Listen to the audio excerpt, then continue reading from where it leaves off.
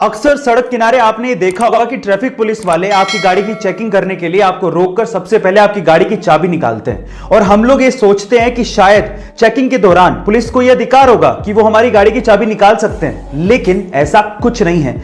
Motor वाहन act के तहत उनको ऐसा कोई अधिकार नहीं दिया गया है और यह गैर कानूनी है।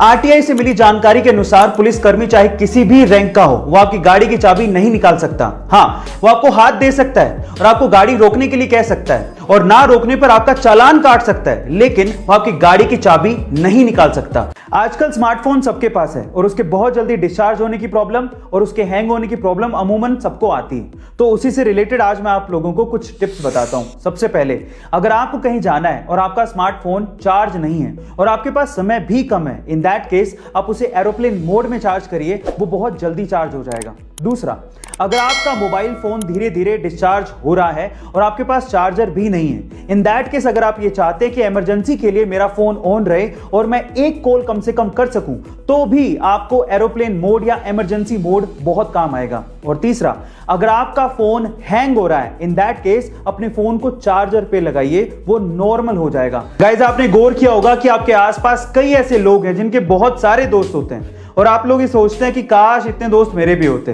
पर सवाल यह है कि आखिर इतने दोस्त बनते कैसे हैं, दोस्त बनाए कैसे जाते हैं, उसके तरीके क्या हैं?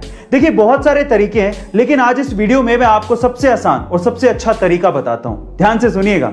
देखिए, एक स्टडी के अनुसार यह कहा गया है कि अगर आप किसी से बातचीत कर रहे हैं और उस बातचीत में आप सिर्फ 20% ही बोलें, लेकिन 80% उसकी बातों को सुने, तो वो बंदा शायद आपका दोस्त जल्दी बन जाएगा।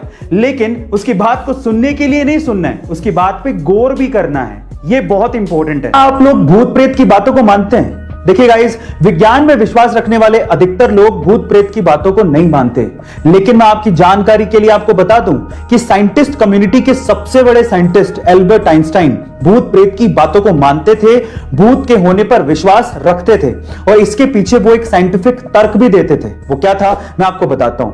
देखिए, एल्बर्ट आइंस्टाइन का यह कहना था कि भूत प्रेत हो सकते हैं क्योंकि ब्रह्मांड में एनर्जी कांस्टेंट है और उसे कभी नष्ट नहीं किया जा सकता। इसका मतलब जब इंसान मरता है तो उसकी एनर्जी कभी नहीं मरती, तो इससे भूतों का निर्माण हो सकता है। पीने के पानी को बोतल में पैक करके बेचना आज के टाइम पे कोई बड़ी बात नहीं है और हम लोग खरीद भी रहे हैं, पर आप ये भी सोचिए कि पानी तो फ्री का नेचुरल रिसोर्स था, फ्री में मिलता था। अब इस फ्री की चीज को भी जिसने बेचने की सोची, वो बंदा बहुत दिमाग वाला होगा ना। पर सवाल ये उठता है कि वो बंदा था कौन?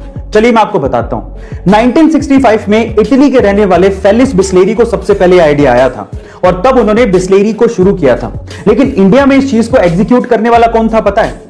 इंडिया में इस चीज को एग्जीक्यूट किया था पार्ले के फाउंडर रमेश चौहान ने, जिन्होंने बिस्लेरी को 4 लाख रुपयों में तब खरीदा था और आज के टाइम पे पार्ले बिस्लेरी का ईयरली टर्नओवर $200 मिलियन से भी ज्यादा है। गाइस, आइडिया इज एवरीथिंग, जो आपकी किस्मत बदल सकता है। तो आइडिया सोचो।